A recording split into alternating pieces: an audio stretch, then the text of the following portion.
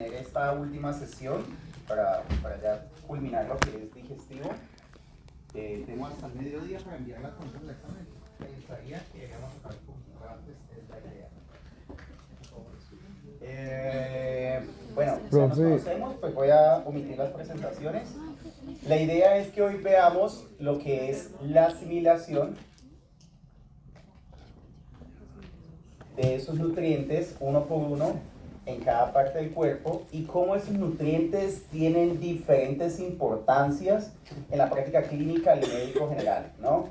Y pues si el tiempo y Dios nos lo permite, pues también podemos ver unas cosas muy puntuales que se estudian en la parte de endocrinología. Como yo les comentaba, yo soy docente del departamento de pediatría de la Universidad del Valle y ahora también soy adjunto al departamento de medicina interna. Entonces voy a empezar con los internos, específicamente con los R3 que están rotando por endocrino. Y a ellos les ha dado muy duro un montón volver a empezar porque los endocrinos, ¿sí? En lo que respecta a la alta calidad y acreditación internacional, cuando usted se va a otro país, sobre todo para Europa, son los médicos los que hacen los planes de alimentación, ¿no? Entonces, en España, por ejemplo, el que hace las dietas es el endocrino, ¿no? Entonces les toca devolverse hasta por acá para volver a aprender este tipo de conceptos. Eso me parece interesante porque es una apuesta a la Javeriana para mantener esa acreditación de alta calidad. Entonces, cuando vean familiar e interna, van a volver a ver con otro docente de nutrición todas esas partes de las enfermedades crónicas no transmisibles asociadas a cada nutriente de la alimentación. Entonces vamos a empezar con el nutriente que más me gusta, ¿sí? Que es el de lípidos, ¿vale? Nosotros vamos a hablar de grasas cuando hablamos de un lípido en estado sólido, o podemos hablar de aceite cuando esa misma grasa está en un estado líquido, ¿no? Esto es un recorderis, ¿vale? Ustedes saben que la principal característica de los lípidos es su famosa insolubilidad en agua, para lo cual poderla transportar a través del torrente sanguíneo, ¿qué necesitamos? Proteínas transportadoras de las famosas lipoproteínas, ¿no? Entonces vamos a ver también luego un casito de las enfermedades más prevalentes de los lípidos. ¿Ustedes saben cuál es la enfermedad más, o la dislipidemia más frecuente a nivel mundial? La hipercolesterolemia. La hipercolesterolemia familiar tipo 1. Da 1 en 300 personas. Un montón, ¿no? A lo mejor por cada corte de medicina habrá 1 o 2 personas con esta hipercolesterolemia familiar.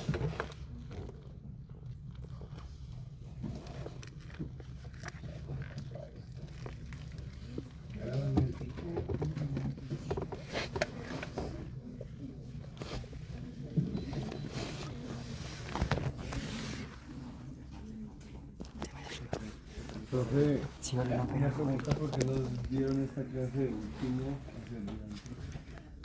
Mira que este año cambiaron el orden de los... No, pero es que estaba programada para el día de ayer. Ah, bueno, lo que pasa es que teníamos un comité, entonces ayer vieron el laboratorio y hoy van a ver este concepto.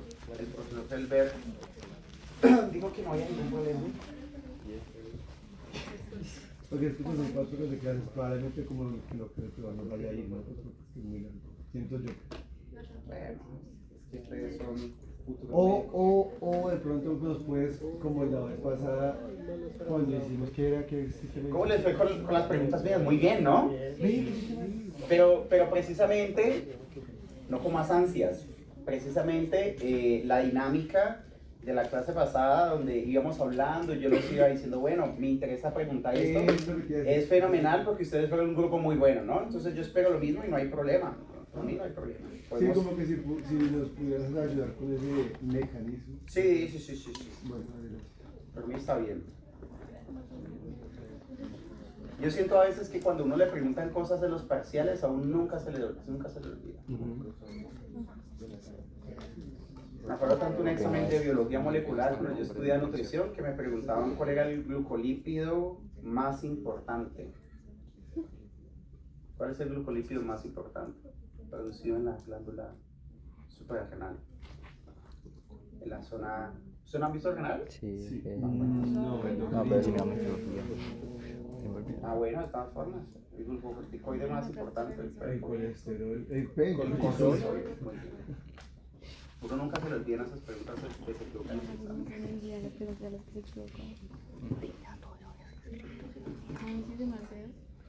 Igual van a ver que nutrición, cuando uno le interesa el tema de la alimentación, porque pues nos alimentamos todos los días, es un paseo.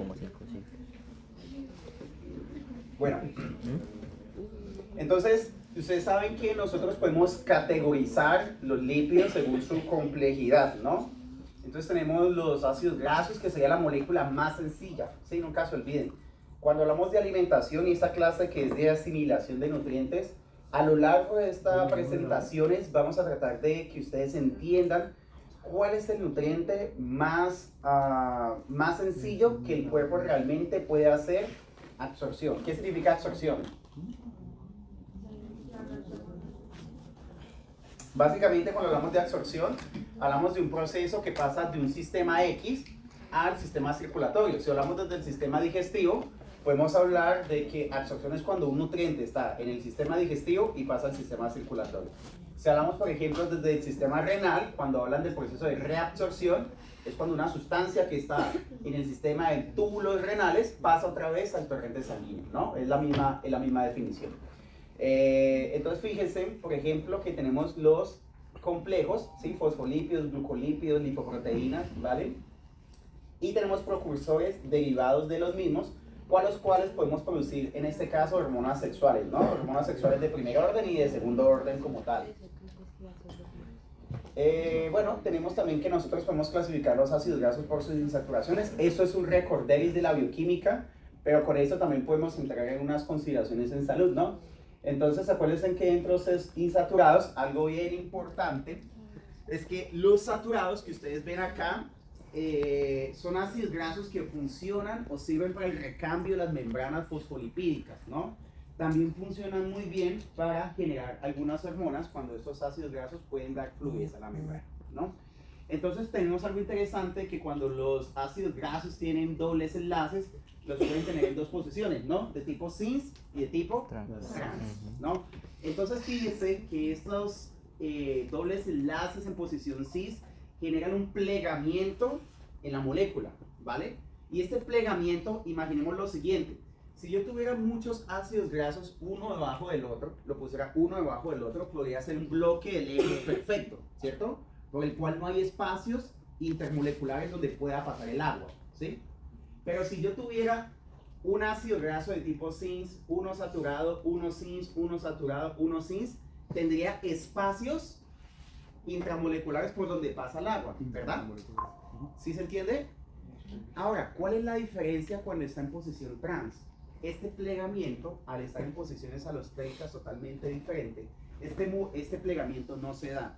Y el comportamiento de un ácido graso de tipo trans es igual al comportamiento de un ácido graso de tipo saturado. O sea que si pongo uno trans, uno saturado, uno trans, uno saturado, se va a hacer un bloque perfecto y no va a permitir el paso de agua ni moléculas por los espacios intramoleculares.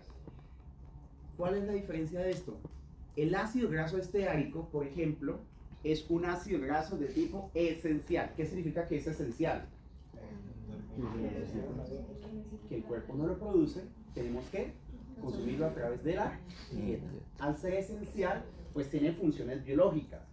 Ahora, el ácido graso de tipo trans no sirve para nada. No podemos obtener energía de él, no sirve para no sirve para los intercambios de las membranas.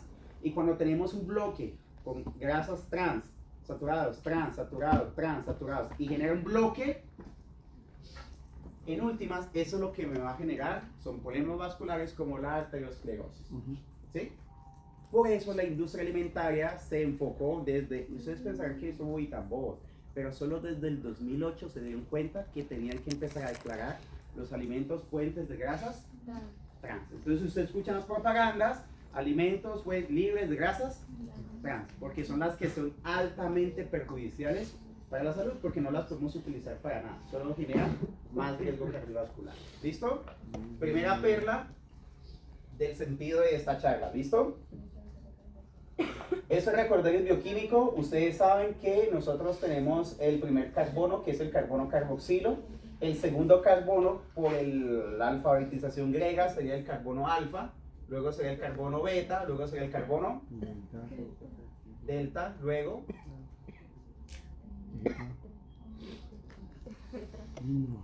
gamma, Luego, bueno, yo también llego hasta ahí. Lo importante es que sepan que el último carbono de una cadena carbonada de ácidos grasos siempre se va a llamar carbono omega, que es la última letra del abecedario griego. ¿Por qué les hago recordar esta parte? Resulta que nosotros, para clasificar los carbonos o los ácidos grasos, perdón, omegas, contamos desde el final de la cadena, de atrás para adelante, y donde nos encontremos el primer doble enlace, así mismo lo vamos a nombrar. Entonces, por ejemplo, aquí tenemos 1, 2, 3, 4, 5, 6. Entonces, contando de atrás para adelante, en el carbono 6 nos encontramos un primer doble enlace. Entonces, eso sería un omega 6. De esa misma forma, ¿sí? Vamos a tener el omega 3, fíjense, 1, 2, 3, ahí tenemos un omega 3, ¿vale? Pero ustedes saben que podemos tener ácidos grasos monoinsaturados, la diagram que estás, podemos tener ácidos grasos monoinsaturados y podemos tener ácidos grasos poliinsaturados, ¿listo? Es decir, con un solo doble enlace o con varios dobles enlaces, más de uno por lo menos para ser poliinsaturado. Entonces vamos a repasar unas perlas respecto al tema de la salud y la alimentación. Entonces podemos clasificar esos ácidos grasos como saturados y no insaturados. Dentro de los saturados tenemos unos que se llaman hipercolesterolianos. Ustedes ya saben lo que significa esa palabra, aumentan el colesterol. Lo primero, tenemos el ácido láurico, que es el de 12 carbonos, tenemos el ácido graso de 14 carbonos, que es el mirístico, y el palmítico, que es de 16 carbonos. Fíjense lo interesante de esos ácidos grasos, ¿dónde los encontramos? ¿Sí?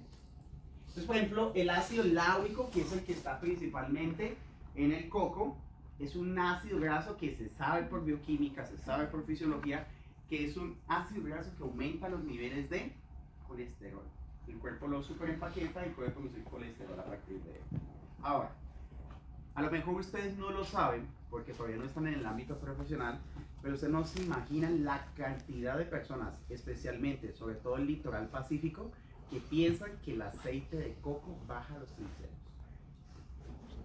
Y usted lo escucha todo el tiempo. Que compra aceite de coco para bajar los triglicéridos. En el PriceMart lo venden super caro, ¿vale?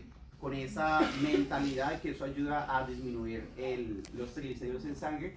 Y más lejos de la verdad, el ácido paláurico es un ácido graso que por el contrario es hipercolesterol. Si ustedes no me creen, pueden colocar aceite de coco, oil de coco en PubMed y se van a encontrar todos los artículos de riesgo cardiovascular asociados. Y riesgo cardiovascular, no riesgo protector, ¿vale?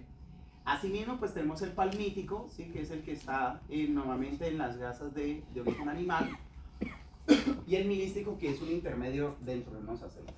Tenemos algunos neutros, esos neutros precisamente son los que sirven para el recambio de las membranas, sirven para hacer hormonas en algunos casos, ¿vale?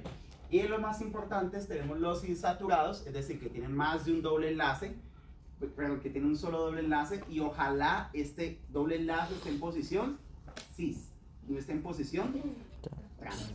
¿Hasta ahí vamos bien? Sí, profe, pero en los omegas que nos mostraste en la diapositiva pasada, todos son poliinsaturados. Okay. Entonces, por ejemplo, tenemos el oleico, que es el del aceite de oliva, ¿sí? Ahí me faltó pues la fotico. Dentro de los poliinsaturados tenemos los famosos omegas, ¿listo? Sí. Entonces tenemos el omega 6, ¿sí? Que es el linoleico y el gamma linoleico. Tenemos el omega 3, que es de origen vegetal, que es el alfa linoleico. Y aquí tenemos una perla donde ustedes van a entender muchísimas cosas. Tenemos el omega 3 de origen animal, llamado el famoso EPA y DHA. Cuando ustedes pasen por medicina familiar, cuando ustedes pasen por medicina interna y específicamente endocrinología, van a escuchar un montón de veces, cuando estén en la parte de endocrino, EPA y DHA. El EPA y el DHA son los principales omega 3 que más se han estudiado con la asociación a diferentes enfermedades. Vamos a mirar lo siguiente. Esto es pregunta de examen. No sé a qué grupo le va a salir, ¿vale? Porque yo le puedo hacer la misma pregunta a los dos grupos, ¿vale? Lo que sí les puedo decir es que para mí es súper importante que ustedes entiendan este punto. Aquí aquí en este caso tenemos un omega 6, vemos acá está el carbono carboxilo, aquí está la cadena, el último carbono de la cadena, 1, 2, 3, 4, 5, 6, acá está el doble enlace. Y vamos a ver que los omega 6 y 3 tienen diferentes efectos en la salud. Específicamente, los omega 6, por ejemplo, tienen efectos en las plaquetas, células endoteliales, sobre todo de los vasos, y en los leucocitos. En las plaquetas van a generar que se expresen, ustedes ya vieron biología, no sé si es biología del desarrollo o inmuno. Ni mono todavía, Okay. ni hematopoyética. Bueno, entonces ahí se van a dar cuenta que las plaquetas no solo son plaquetas, ¿no? Las plaquetas tienen más o menos unas 6 familias diferentes, dependiendo de cada familia que se exprese, tiene un efecto diferente. En este caso, las plaquetas de la familia tromboxanos A2 son células que son mucho más agregantes.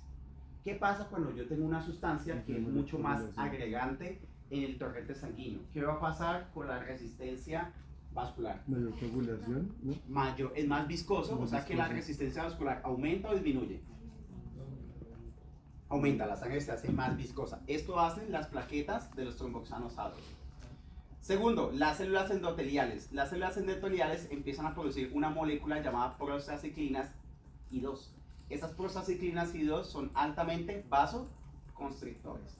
Y por último, se producen leucocitos de la familia leucotrienos B4, que esos leucotrienos son moléculas altamente proinflamatorias.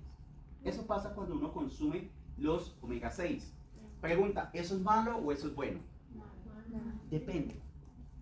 Porque si vemos que viene un estudiante, por ejemplo, de la ICES y va caminando por las cañas gordas, ¿sí? Y se le aparece un Brian y le dice, deme todo lo que tenga, los dos se asustan, el Brian le pega una puñalada en el tercer espacio intercostal, digo el tercer espacio para que se salve, ¿listo? Se lo pega en el tercer espacio intercostal. Lo más probable es que en ese proceso de trauma, ese paciente necesita desencadenar un efecto de inflamación.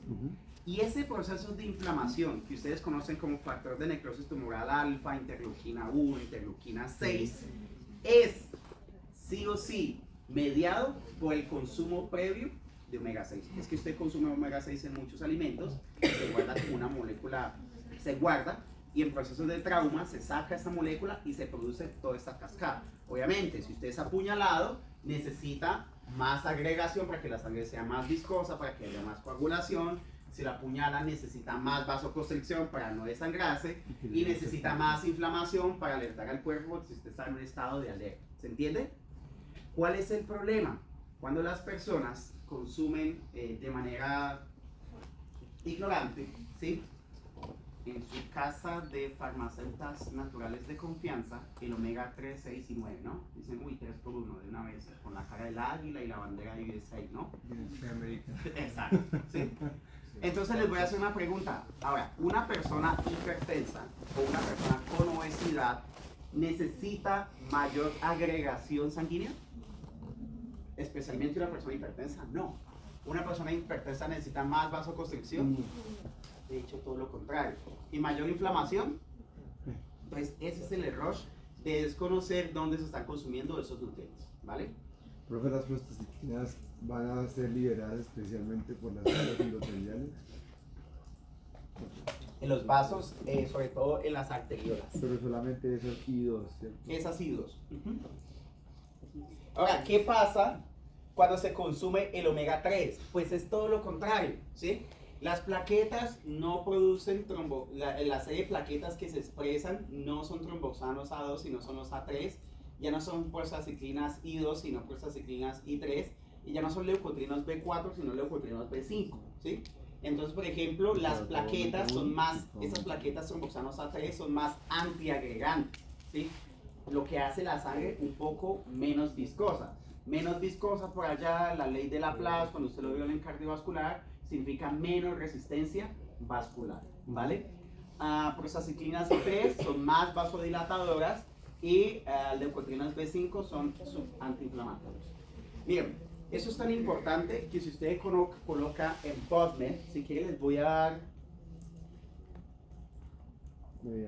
No, les voy a dar 50 segundos. Entren a PubMed rápidamente. coloquen en el buscador de PubMed, coloquen EPA y DHA y coloquen una enfermedad crónica no transmisible, la que usted quiera, y va a encontrar una cantidad de artículos. Busquen cáncer, busquen hipertensión, busquen obesidad, busquen diabetes, y se van a encontrar que esa es la molécula de salud más estudiada. ¿Listo?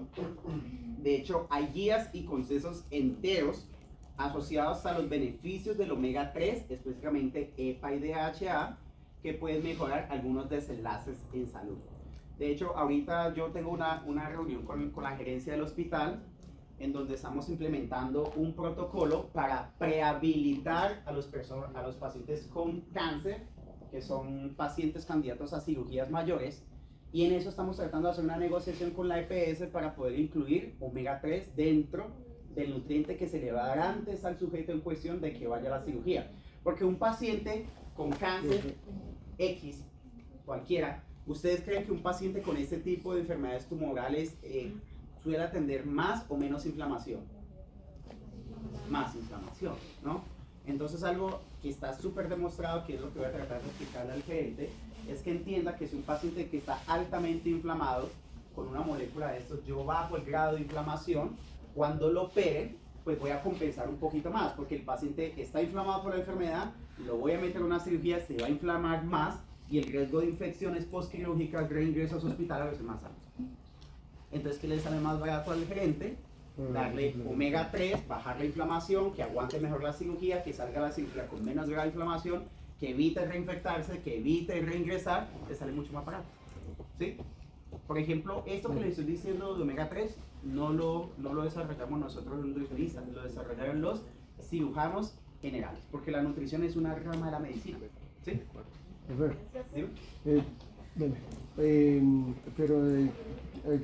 ¿qué era lo que, es que me perdí un momento, qué era lo que estabas tratando de decir con lo de la búsqueda?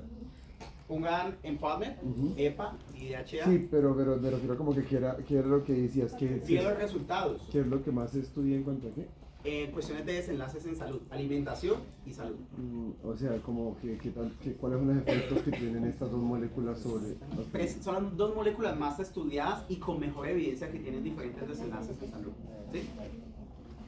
Profe, una pregunta, pero por ejemplo en cirugía, si son antiagregantes que hacen la sangre menos viscosa, ¿no podría ser riesgoso como un... ¿Anticoagulante? Sí, porque no actuaría como anticoagulante.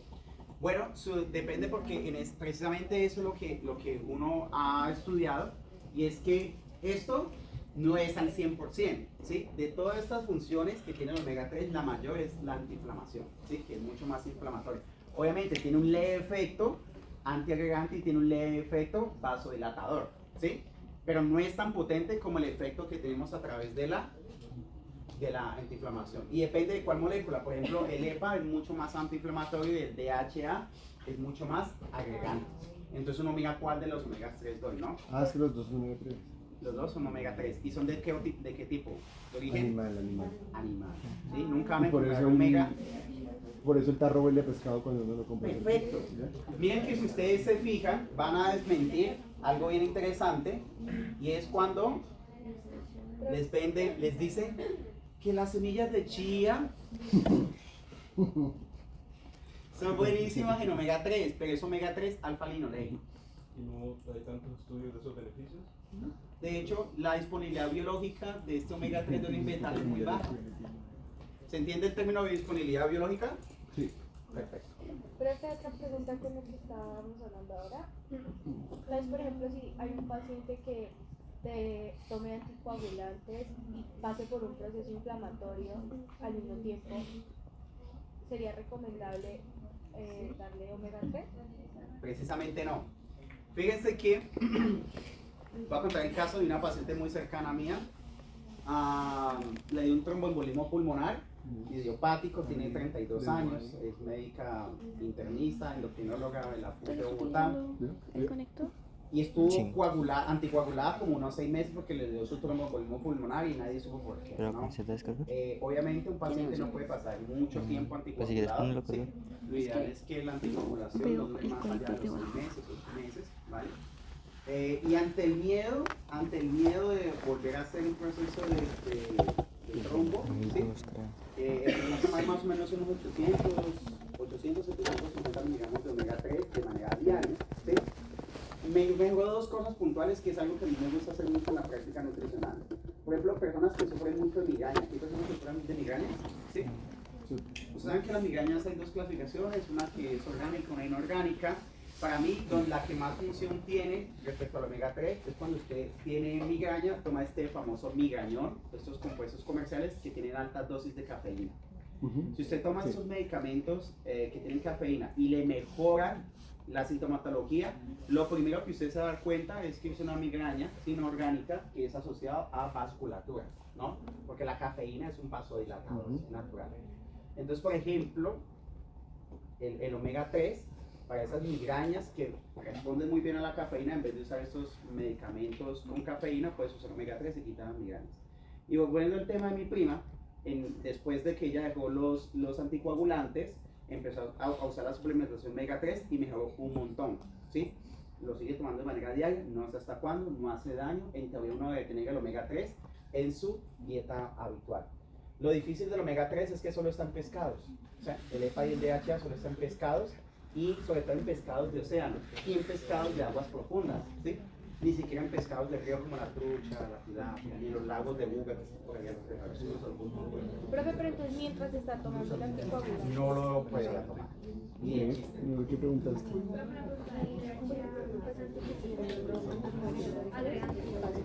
Todo eso también, el EPA y el DHA. Pero es más agregado. ¿Preguntas hasta ahí? ¿Listo, chicos? Vuelvan. ¿Recordéis triglicéridos? ¿Tenemos que tener clara la diferencia entre DHA y EPA o simplemente estar con que No, juntos. Son omegas 3 de origen animal que tienen esos beneficios en salud. Dale.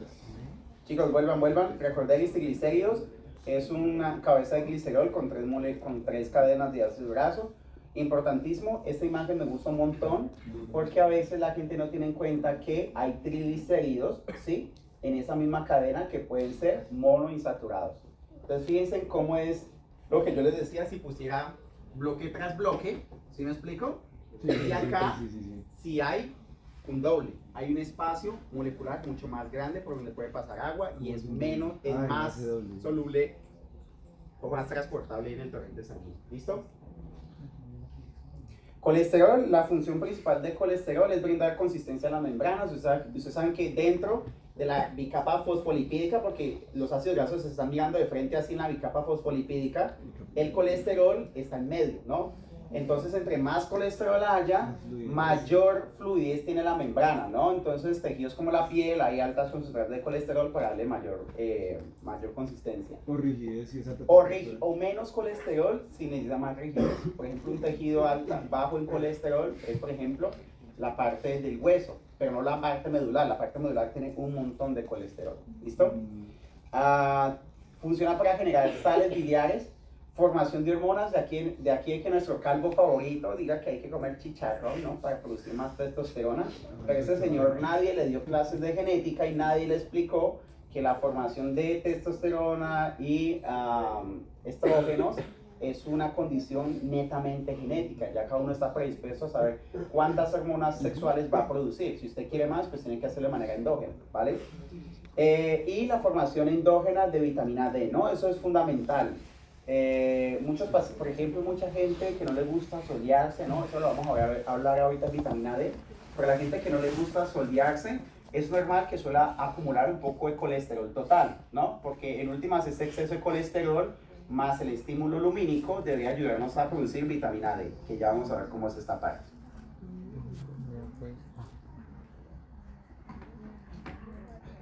Un minutico.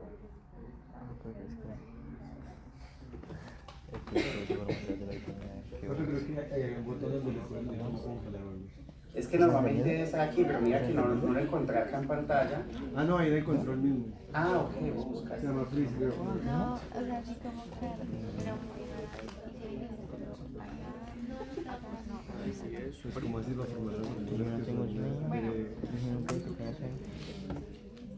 La cantidad. ¿dónde va a hablar mi anillo? No, que porque no lo Muy bien, esa es la Esa es la idea. ¿Cuándo? Pero ahorita el colesterol no es para fumar. Todas que son esteroideas. Aquí ya. Por expuesto una instrucción de cuánta cantidad, no que Comer, chicos, mire, comer más colesterol, que no se te disminuya, sí, claro. comer más colesterol para producir más testosterona o tomar colágeno para producir más colágeno es tan inocente como pensar que por comer cerebros te vas a hacer más inteligente. Lo que sí puede pasar es que yo puedo sí disminuirlo con hacer más, Eso sí. ¿cómo se dice? Cambiantes. Esta es una molécula de fosfolípidos, se la presento. Lo que yo les decía es que normalmente en una célula los ácidos grasos miran de frente y aquí estaría metido el colesterol, ¿no? En la membrana. Esas son las lipoproteínas, ¿sí? Normalmente, chicos, la lipoproteína es una molécula proteica que permite transportar estos lípidos. Esas son las lipoproteínas de mayor importancia, sobre todo la lipoproteína E, que ya vamos a ver, la B48, que ya la vieron con el profesor Helber, y la B100, ¿no? Estas lipoproteínas B48 y... Bueno, entonces ahorita la vamos a ver un poquito más en profundidad porque ese es el pilar de los tratamientos de las estatinas, ¿no? De la rosuvastatina, lovastatina, atorvastatina, ¿vale? Y su principal función de las apoproteínas es transportar lípidos. ¿Listo? ¿Vamos bien? Sí. Bien, entonces básicamente lo que ustedes deben entender de esta clase de asimilación de lípidos es como de esta molécula, ¿sí? Pasamos a esta molécula pequeña gracias a esta molécula. Que en teoría eso es lo que ya vieron, el metabolismo de los lípidos, ¿sí? Entonces ahorita sí entramos en materia, terminamos esa corta y breve introducción, ¿no? Entonces Daniela nos va a decir a las 8:20 cuando se abra ahí al breve. Eso, 9:20. Lamentablemente, los lípidos se absorben al 99.9%, ¿sí? 1 gramo de lípidos te da aproximadamente 9 kilocalorías, ¿sí?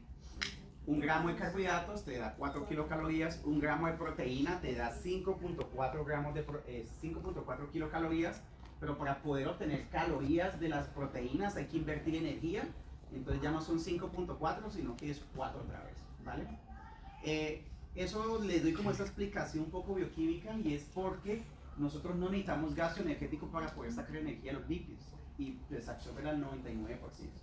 De las moléculas o las enzimas más importantes que vamos a ver, la lipasa salival. ¿Qué hace una lipasa salival? Degrada lípidos y es producida ¿en dónde? En la saliva, ¿sí? Tenemos una lipasa pancreática, sería lo mismo pero producido a nivel del páncreas. Entonces, ¿qué sería una fosfolipasa A2? Que se encarga de degradar fosfolípidos, específicamente la cadena 2, porque los fosfolípidos son 2 cadenas, ¿no? La 1 y la 2, ¿vale? Entonces vamos a tomar un ejemplo para esta clase. Daniela. Entonces resulta que Daniela, antes de venir a esta clase, desayunó lo que a ella más le gusta desayunar: chicharrón. Entonces Daniela hoy se desayunó para tener energía para esta clase, tener buenas hormonas y buenos estrógenos, ¿sí? Se comió su chicharrón bastante crujiente y ese chicharrón está lleno de fosfolípidos, triglicéridos y colesterol esterificado, ¿vale? Algo bien interesante es que ustedes, la industria les vende cosas muy chistosas, ¿no? Les dicen aceite de oliva o aceite de girasol, soya o canola, el que ustedes prefieran, 100% libre de colesterol. Y entonces uno lo lee así en la etiqueta y uno, ¿qué sensación le da? De salud. De salud, ¿no? De bienestar. Yo estoy comprando aceite 100% libre de colesterol. Pregunta, ¿eso es verdad o eso es mentira? Pues tiene que ser verdad para que lo pongan ahí. Precisamente lo que ve el compañero. Si es aceite de origen vegetal, pues no tiene colesterol, porque el colesterol es una molécula única exclusivamente de los animales, ¿vale? Entonces, Daniela se come su chicharrón, lo mastica, lo tritura, hace un proceso de conversión de textura a través del proceso de molienda con los dientes y sus lipasas salivales van a romper algunos triglicéridos, ¿vale? Sí. Entonces, específicamente las lipasas salivales van a poder hidrolizar la cadena 3, acuérdense que un triglicérido tiene 3 cadenas, es decir, la cadena 3 que está en los triglicéridos, ¿listo? Más o menos en los procesos de digestión la lipasa salival tiene un 30% de ese proceso de digestión. Cuando usted le hablen de digestión, le están hablando de un proceso donde tenemos una molécula compleja y la volvemos una molécula más sencilla. Entonces uno hace digestión, digestión, digestión, digestión hasta que puede hacer absorción. ¿Se entiende? Perfecto. Ahora, esto, pues todavía sigo siendo profesor adjunto del departamento de pediatría, siempre tengo que hablar de pediatría, nunca puedo hablar de pediatría. Es algo súper importante en los neonatos. Neonato es todo aquel que nace hasta los 28 días de nacimiento. ¿Listo? Resulta que los bebés tienen una característica muy puntual en la boca. ¿Qué es lo que más hacen los bebés con la boca? Saliva. Producir saliva y es babear. Resulta que en los bebés hay una condición que se llama cerosis. La cerosis es la incapacidad que tienen las glándulas submandibulares para producir saliva, ¿sí? Cuando un bebé no saliva, tiene un problema. El principal componente de la leche materna son grasas y son triglicéridos. Entonces, un bebé que no saliva y consume leche materna se está perdiendo de un 30 hasta un 50% de la digestión de esas grasas, que si no las digiere, las puede absorber, y si no las absorbe, pueden entrar del torrente sanguíneo a la célula y generar ATP. ¿Y qué pasa cuando un bebé no tiene energía? No puede obtener energía de su alimento primordial. Se empieza a quedar en el crecimiento.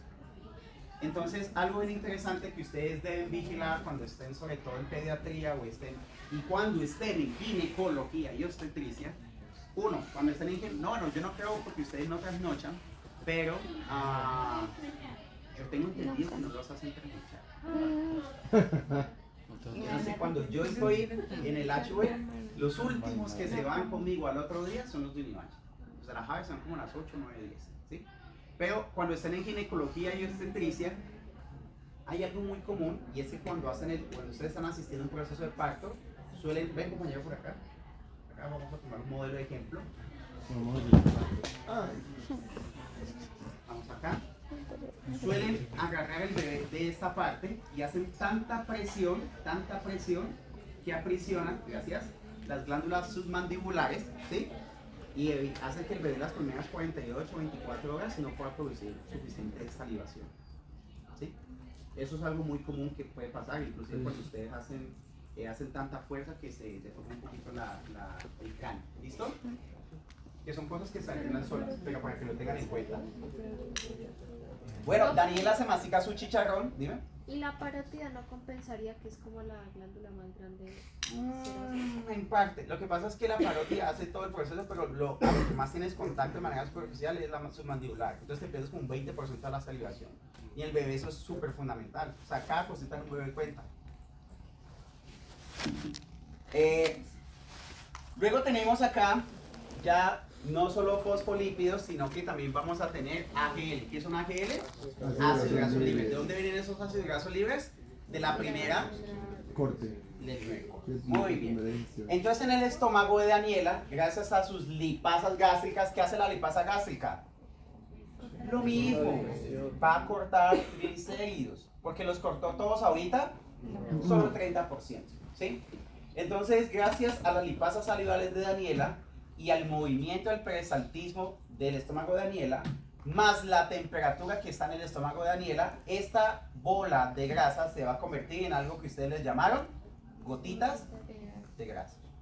Y estas gotitas de grasa van a permitir el paso hacia el duodeno. ¿Listo? Hasta ahí vamos a parar la película. ¿Qué pasa? Ahí en el duodeno pues va a ser todo el proceso para la digestión completa, ¿sí? Donde ya estas gotitas de grasa se tienen que encontrar con las sales biliares. Pero antes de hablar de las sales biliares, vamos a hablar de el diagrama que va a aparecer en el examen, ¿sí? No, mentira. ¿Qué me interesa que ustedes entiendan de esto? Tenemos una molécula de colesterol, ¿sí? Y este primer paso de que este colesterol, en últimas, se convierta en ácido desoxicólico o ácido glicocólico, es decir, ya una cosita nada de ser sal biliar, depende de este primer paso de esta enzima, la 7-alfa hidroxilasa, pero esta enzima es dependiente de... Y ahí va la gente tomando vitamina C para la gripe, ¿sí? Nada tiene que ver la vitamina C con la gripe, ¿sí? Es un antioxidante, muy bien y todo eso, pero estos antioxidantes mucho mejores cuando uno tiene enfermedades virales, como la vitamina A o la vitamina E. Pero la vitamina C, algo que sí funciona muy bien, es para poder arrancar este proceso, ¿sí? Entonces, por ejemplo, personas que pueden tener una hipercolesterolemia leve, ¿sí? Uno debería evaluar si esa persona está teniendo cólicos cuando come grasas un poco fuerte, cuando come chicharrón, cuando come un filete, ¿sí? Un baby, ¿sí? Que está un poquito más lleno de grasa. Pues una buena dosis de vitamina C le va a ayudar también a esa producción de sales biliares. Nos vamos a dar cuenta por qué, porque la vitamina C es una vitamina que el cuerpo chistosamente necesita en altas cantidades y es una vitamina que es difícil de absorber porque es una vitamina termosensible, fotosensible, se degrada por las condiciones de oxígeno. Vamos a ver luego eso cuando hablamos de vitaminas, las condiciones de la vitamina C, ¿vale? Una pregunta para entender cómo es el proceso desde la lipasa salival y gástrica. La lipasa salival, ella se efectúa sobre enlaces más que todo, creo que decía 3, ¿eso? Eso quiere decir que ese los convierte más que todo en... No en triglicéridos, sino en triglicéridos. Ajá. No en monoglicéridos. No, ya eso lo va a hacer la lipasa pancreática, lo vas a ver ahorita. Y incluso la lipasa gástrica llega solamente hasta El corbano 3, ajá. diglicéridos. En diglicéridos. Ahora, entonces volviendo a este gráfico, chicos, gracias a la vitamina C, ¿vale? Vamos a tener pues que toda esta reacción bioquímica, vamos a pasar a ácidos biliares, estos son ácidos biliares, y se le pega un ion potasio, pues ya se vuelve una sal. ¿Listo? Ahora, ¿cuál es la función de las sales biliares? Básicamente, bueno, antes de hablar de la función, sus características, su concentración es de 0.42 miligramos decilitro, normalmente su excreción es diaria, podemos tomar de 5 a 10 gramos, se reabsorbe el 99% en el ileón y pueden recircular hasta 10 veces al día. ¿Qué es importante que cuando yo le digo que pueden recircular hasta 10 veces al día? Cuando ellas van por el duodeno, van arrastrando las grasas, las van digiriendo, pues van haciendo todo el proceso de digestión, y vuelven y se reabsorben y vuelven al hígado. Vuelven y se reabsorben por vía porta-hepática y vuelven otra vez al hígado. Se reabsorben por vía porta-hepática y vuelven al hígado. Y eso lo pueden hacer hasta 10 veces al día. Ahora, este proceso de nuestras sales biliares nos permite eliminar de 100 a 200 miligramos de colesterol al día exógeno.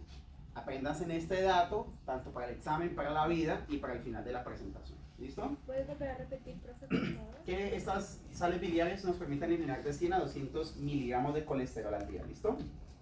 Ahora sí, sus funciones. Disminuyen la tensión superficial de las gotitas de grasa. ¿Entienden el término disminución de la tensión superficial? Imaginemos un chicle. Usted está mascando un chicle. Si usted le estira hasta aquí, ¿cómo es el grosor del chicle? ¿Grueso o delgado? Grueso. Pero a medida que yo lo voy estirando, ¿cómo es esa tensión superficial? El chicle es más delgado, por lo tanto la tensión superficial es más alta y es más fácil que se rompa, ¿no? Entonces, las sales biliares disminuyen la tensión superficial de las goticas de grasa para poder hacer este proceso. ¿Se entiende? Disminuir esa tensión superficial. Ahora, aumenta la superficie de contacto entre los triglicéridos y la lipasa pancreática, ¿vale? Yo tampoco, profe. Profe, ¿no se suponía que entre más se estiraba aumenta la tensión superficial y por eso es que se rompe? Sí, por eso, aumenta la tensión superficial. Cuando tú estiras más el chicle, en ese chicle la tensión superficial aumenta porque la superficie es más delgada. Por lo tanto, la tensión es más alta y es más fácil que se rompa. ¿Y por qué dice disminuye la tensión superficial si las sales biliares son las... Ah, no, perdón, aquí está mal, es aumenta la tensión superficial. ¿Listo? Aquí se truncaron estas dos, ¿vale? Aumenta la superficie de contacto, No. activa la lipasa pancreática con los esteroides cereales. Dime. Aquí No se truncaron, aquí aumentan. Sí. Y el de abajo también se aumenta. Aumentan. Sí. Forman micelas con los ácidos grasos que son 100 veces más pequeños, ¿vale? Ahora, ¿qué hace la lipasa pancreática? Que era precisamente lo que me estaba preguntando el compañero. Coge específicamente los triglicéridos faltantes, ¿sí? Y los va a convertir en 2 monoacilglicerol. 2 porque solo va a bajar la cadena 2 y mono porque solo va a quedar un ácido graso. ¿Listo? Ahora, vamos a ver entonces, este es un zoom para una gotita de grasa. Aquí vemos que se le pega la colipasa pancreática. Y si la colipasa pancreática no se pega a la gotica de grasa, no se va a pegar la lipasa pancreática, ¿sí? Hacen este complejo colipasa-lipasa pancreática y permite que esto es gracias a las sales biliares que están pegadas acá. Empieza ya la lipasa pancreática a romper, a generar monoacilglicerol, ¿listo? Y va a romper esto tanto que se va a convertir en una micela.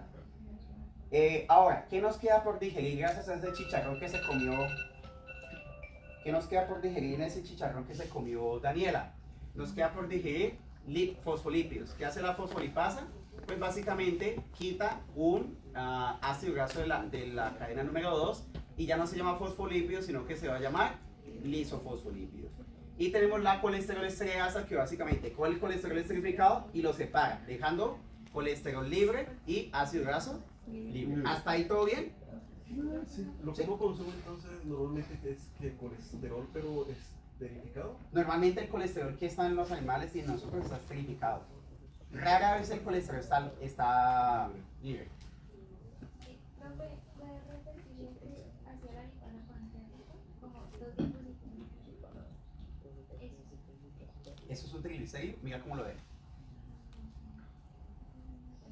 Pero cuando el hígado sintetiza colesterol, no lo sintetiza esterificado. No, ya vamos a ver esa parte, que es el transporte de regreso del colesterol.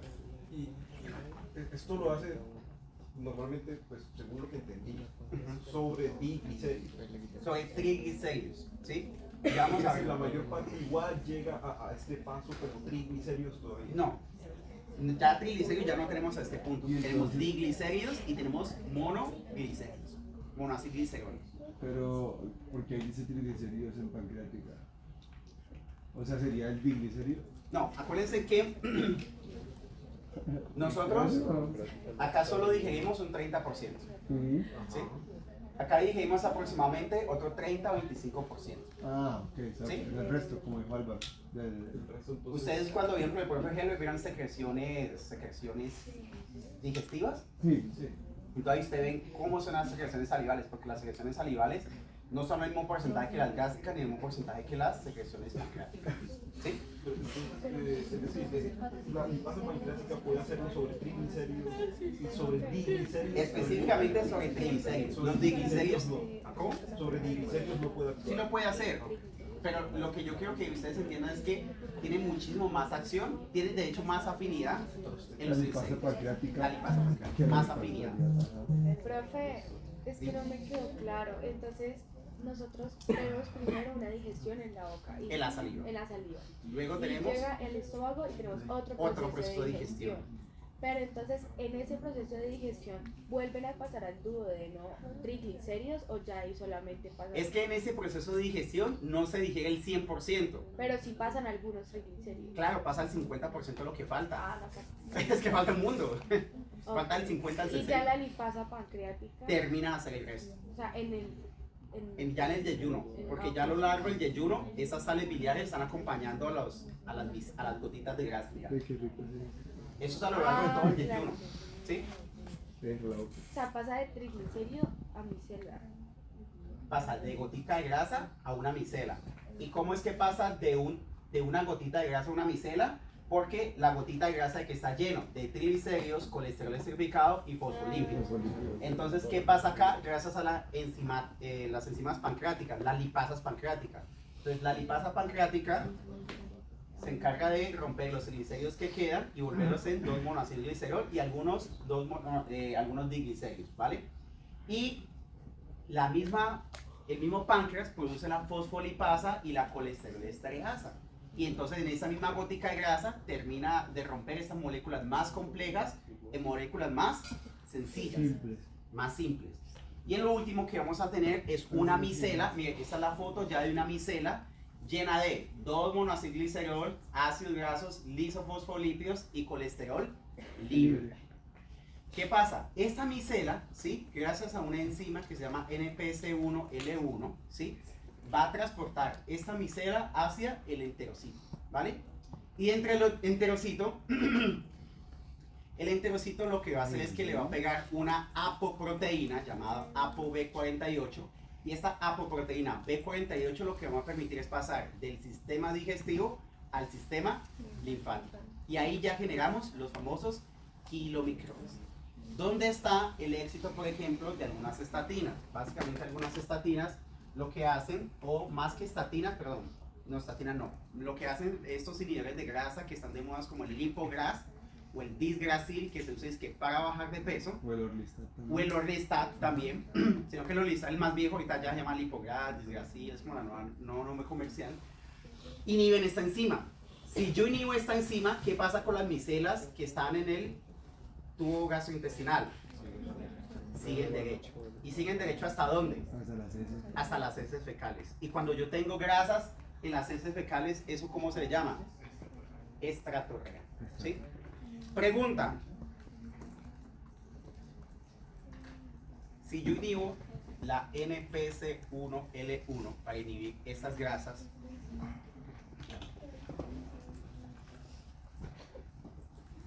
las calorías de esto las puedo absorber. No, supuestamente ese es el método por el cual uno baja de peso. Pero eso solamente funciona para las grasas, no para los carbohidratos. Perfecto. Si usted está en una dieta controlada, baja en grasa y está tomando Orlistat o disgrasil, lipogras, ¿va a tener algún efecto significativo? No. No, porque eso es una dieta baja en grasa y eso es para inhibir las grasas. Entonces, ¿qué va a inhibir? ¿Me explico? Profe, pero entonces esa Encima, enzima se encarga de transportar hacia el enterocito, ¿no? ¿de qué Pero, pasa? los ácidos también no pueden, bueno, Las las grasas también no pueden entrar a la membrana del enterocito sin necesidad de transportar. Algunos, los ácidos grasos sí, pero la micela como molécula no. Es que eso es una molécula. O sea, no crees que porque tengas grasa y una célula puedes hacerle así. No, ya. sí, sino que Tiene que ser. No, pero ella tiene razón, ácidos grasos libres cortos. Sí. Sí. O fosfolípido, pues que colesterol, digamos. así. Pero la micela como molécula entera no. Eso ya está. Eso sí, no te va a entrar. rodeado de sal biliar, esa palabra. ¿Listo, chicos? ¿Hasta ahí vamos bien? Entonces, eso que acabamos de ver se lo conoce como, ese es el primer paso para el transporte exógeno del colesterol. Vamos a ver el exógeno y el endógeno y el reverso. ¿Listo? Y el reverso. Y el reverso. Chicos, ¿cómo van? ¿Bien? Chicos, entonces en este punto, en sistema linfático, ¿sí? Tenemos un kilomicrón con una sola apoproteína. ¿Por qué se dice que el HDL es el colesterol bueno y el LDL es el colesterol malo? Lejos de la realidad, ¿sí? Ambos son importantes, ¿sí? Pero ¿por qué se le atribuye al colesterol HDL funciones de colesterol bueno? Porque le ayuda a degradar el colesterol como el kilomicrón. ¿Cómo lo hace? Tenemos una molécula de HDL, el HDL le va a ceder, eso es importante porque eso se los puedo preguntar, ¿vale? Este proceso que vamos a ver acá, ¿vale? El HDL va a tener dos apoproteínas, ApoE y ApoC2. ¿Qué va a hacer el HDL? Va a donar estas dos proteínas. ¿Saben cuáles son las siglas entre LDL y HDL? High Density Lipoprotein y Low Density Lipoprotein. Y BLDL, Very Low Density. Si ustedes le ponen esa lógica, escúchenme, entre menos proteína tiene un lípido, menos denso es. ¿Sí? Entre más proteína tiene un lípido, más denso es. ¿Sí? Les voy a mostrar rápidamente con esto para que ustedes lo puedan interiorizar un poquito. Miren esta foto. Lo que es amarillo y lo que es azul es colesterol y triglicéridos. Lo que está en rojo son proteínas. Si ustedes solo miran, no copien, solo miren, la relación equipo azul y amarillo que es grasa versus equipo rojo que es proteína, ¿cuál es la relación? ¿Hay más grasa o más proteína? Por lo tanto, uno podría decir que esta es la molécula o la lipoproteína de menor densidad que tenemos. ¿Me explico? Cuando nos vamos al HDL, miren la relación equipo grasa versus equipo proteína. Pues no es que haya mucha más proteína, pero la relación ya no es tan desigual. Por eso esta es la de High Density Lipoprotein. ¿Por qué les hago esto? Porque básicamente cuando el HDL le dona esas proteínas al kilomicrón, lo está haciendo más denso o menos denso. Más denso. ¿Listo? ¿Sí se entiende? Ahora, este nuevo kilomicrón con sus nuevas proteínas, adivine qué va a pasar. Va a ser reconocido por una enzima, o un receptor en este caso, que luego lo que hace es cortarlo, que se llama LPR o lipoproteína lipasa. ¿Y qué hace una lipoproteína lipasa? Degrada lipoproteínas. ¿Qué es el kilomicrón? Una lipoproteína. ¿Sí? ¿Se entiende? Y eso es gracias a que ya lo reconoce gracias a la ApoC2. Si no la tuviera antes, no se puede. No, claro. Pregunta, no sé si el examen. ¿Qué pasa si por alguna enfermedad genética como la kilomicronemia familiar tipo 2, usted nace con una variante patogénica donde se daña la ApoC o evita que la HL done el ApoC2? No podemos degradar kilomicrones. ¿Cuántos son los valores normales de triglicéridos en sangre? Por allá dijeron, sí, están cerca. ¿Cuánto es? 15 a... ¿Siento qué? Con ánimo. 150. Hace 2 meses tuve una paciente, María Camila, no voy a decir el apellido, 24 años, triglicéridos 2500. Tiene kilomicronemia familiar tipo 2. Es una alteración porque pues, es una enfermedad, de hecho, lamentablemente autosómicamente dominante, donde hay una variante que le impide que el ApoC2 se pegue al kilomicrón. Lo produce, pero el sitio de dominio donde hace que el ApoC se pegue al kilomicrón está defectuoso. Lo produce, pero no se pega. Entonces uno va a ver los niveles de ApoC2 en sangre y son elevados. Y va a ver los triglicéridos y son elevados. ¿Sí? ¿Sí? Profe, pero si la HDL le estaba donando dos proteínas, ¿no podría unirse solo con la ApoE? Ya vas a ver qué hace la ApoE. Cada una tiene su función diferente. Ah, ¿Listo? o sea, la ApoC es la que se va a unir. No, las dos se unen. Pero es que La ApoE y la ApoC2. ¿Sí?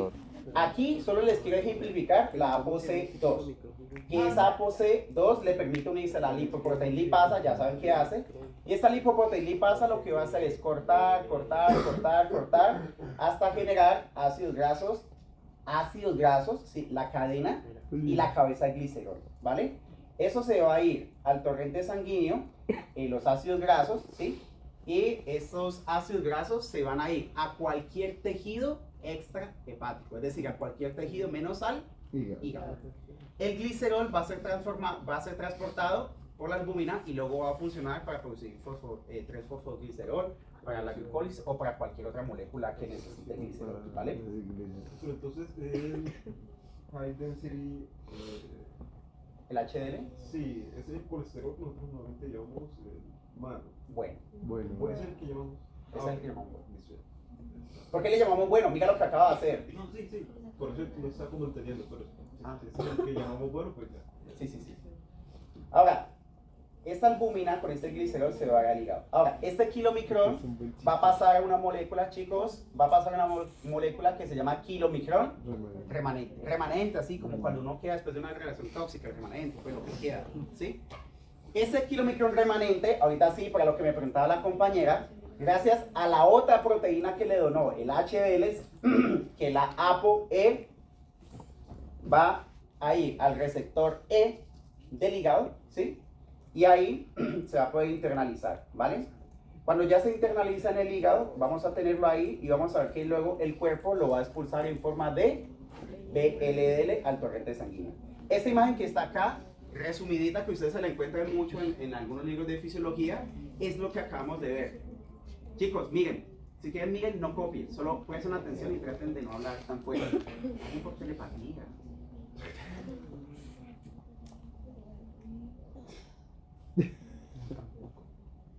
Triglicéridos de la dieta, pasan al intestino, van por vía linfática, a eso se le llama kilomicrón naciente. Ya saben cómo se genera el kilomicrón naciente, lo va formando el enterocito cuando le pega su apoproteína B48, ¿listo? Una apoproteína A que no la vamos a ver aquí, esa le va a servir en fármaco, ¿listo? Llega el kilomicrón, el HDL, mira la proteína que le donó, la proteína E y la proteína C. Gracias a la proteína C, la lipoproteína lipasa lo va a cortar y va a enviar ácidos grasos a cualquier tejido que no sea el hígado. Lo que queda del kilomicrón, gracias a la apoproteína E, va a entrar al hígado y luego el cuerpo la va a volver a expulsar en forma de VLDL. La proteína E. Entra al hígado, el hígado super empaqueta todos esos kilomicrones remanentes, los vuelve a empaquetar y los vuelve a enviar al torrente sanguíneo en forma de. Hasta ahí terminamos el circuito exógeno del colesterol. ¿Qué significa exógeno? Que viene de afuera. Y con este paso estamos arrancando el circuito endógeno. Pero ¿por qué decís el colesterol? Entonces, si llevamos diferentes cosas en este kilómetro. Precisamente porque esta molécula no solo lleva ácidos grasos, también lleva colesterol libre que estaba esterificado y está.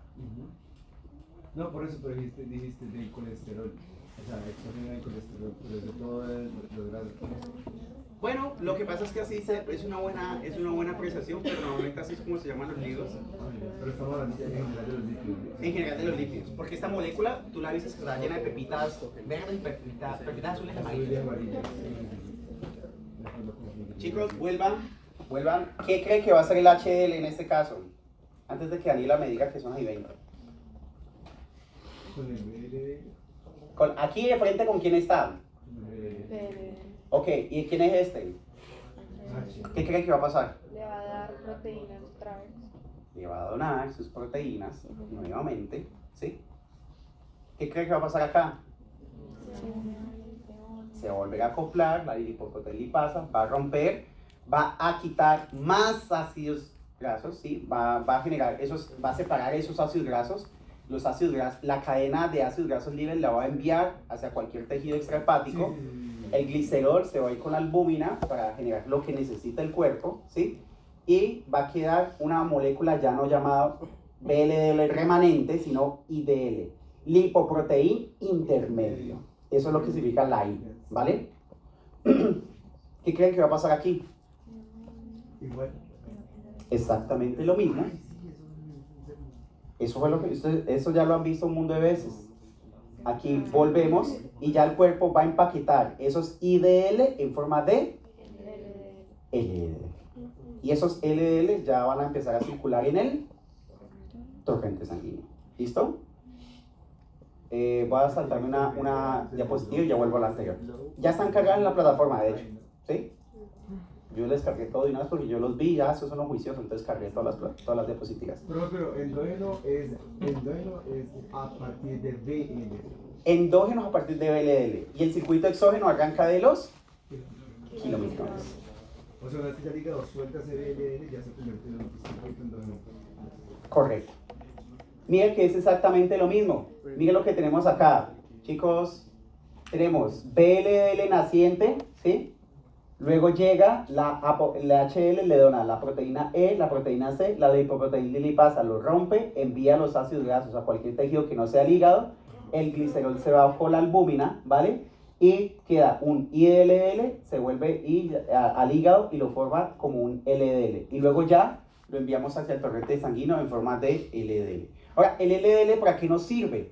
Porque mucha gente le dice el colesterol malo, y es un colesterol necesario. Porque gracias al LDL nosotros podemos degradar toda esta molécula que usted tiene acá y podemos sacar colesterol para la membrana. Podemos sacar ácidos grasos para hacer beta oxidación y tener más ATP. Y podemos coger, degradar esta apoproteína, que sigue siendo una proteína, y degradarla hasta y utilizar esos aminoácidos. ¿Se entiende? Sí. Que el LDL no es tan malo, de hecho es necesario. ¿Cuál es el problema? Aquí vamos a ver el transporte reverso del colesterol. Entonces, regálame esto para que terminemos y no se vayan a la mitad de la película. ¿Listo? Bueno, ya. Entonces hagan un último esfuerzo mental y salimos al break, ¿vale? ¿Qué pasa? Nosotros vamos a internalizar el LDL gracias a un receptor llamado ApoB100, ¿vale? Que nosotros lo tenemos, el LDL también lo tiene como tal. Este colesterol, ¿sí? Nos va a servir para todo lo que ya mencioné anteriormente. ¿Qué pasa? Nosotros en la célula tenemos a nivel del núcleo tenemos el gen ApoB100 y un gen que se llama HMG-CoA reductasa, que en últimas es la enzima que nos permite degradar todo este colesterol hacia sus moléculas más sencillas. ¿Cuáles son las moléculas más sencillas? Las que estamos viendo acá. ¿Listo? ¿Cuál es el problema? Cuando consumimos tantos triglicéridos, tanto colesterol exógeno, que al final degradamos desde la ruta exógena, pasamos a la endógena, y al final terminamos produciendo un montón de LDL. ¿Ya se entiende de dónde viene el LDL al final? Del mismo circuito exógeno que se convierte en el endógeno y tenemos un exceso de LDL. Pero cuando en las células se internaliza muchísimo LDL y hay muchísimo LDL al interior de la célula, ¿qué va a hacer el cuerpo? Tenemos un exceso de colesterol, ¿sí? Al interior de la célula porque lo degradamos, ¿sí? Lo degradamos. Y dentro de la célula se nos quedó muchísimo colesterol. Ya tenemos las membranas llenas de colesterol, ya no sabemos dónde meterlo, ¿vale? Entonces desde el núcleo se va a producir una proteína que se llama ABCA1. Esta proteína ABCA1 va a coger el exceso de colesterol, ¿sí? Y lo va a llevar hacia la membrana. Aquí lo que ustedes están viendo es una molécula que se llama HDL naciente. El HDL naciente tiene una molécula que se llama SRB1 o los famosos scavenger B1. Esta molécula, ¿qué les permite hacer? Eso no es difícil. Esta molécula le permite al HDL pegarse a las células extrahepáticas, ¿sí? Es como si yo tuviera esa célula, piénselo así, yo tengo esta célula, está llena de colesterol, haga de cuenta una casa, no pensemos en unidades residenciales, pensemos en una casa. Cuando en mi tiempo, cuando no habían tantas unidades residenciales, las casas, la basura pasaba 3 veces a la semana. Entonces cuando el camión de la basura veía que al frente de una casa hay un montón de basura, normalmente el camión paraba un momentico y echaba la basura ahí. ¿Me explico? Es lo mismo. Tenemos una casa que está llena de colesterol, el HDL naciente identifica que esa célula está llena de colesterol y gracias a la molécula SB1 o scavenger B1 le permite parar ahí. ¿Te explico? Cuando para ahí y ya se pega, entonces ya el núcleo de la célula entiende que debe llevar ese colesterol a la superficie de la membrana. Luego, la misma molécula HDL tiene una proteína que se llama LCAT. Esta proteína LCAT coge el colesterol libre y le pega un ácido graso. Entonces lo convierte en... Si yo tengo un colesterol libre y le pongo un ácido graso libre, ¿en qué lo convierto? Colesterol esterificado. ¿Se entiende? Ya el colesterol esterificado, por peso molecular, va a pasar al interior o al centro del HDL. Este proceso, el HDL, lo va a hacer una y otra y otra y otra, como un camión de la basura, recogiendo colesterol, célula a célula, hasta que ese HDL naciente o inmaduro se convierta en un HDL totalmente completo. Ahora, cuando ese HDL está totalmente completo, adivinen qué va a pasar. Miren la película.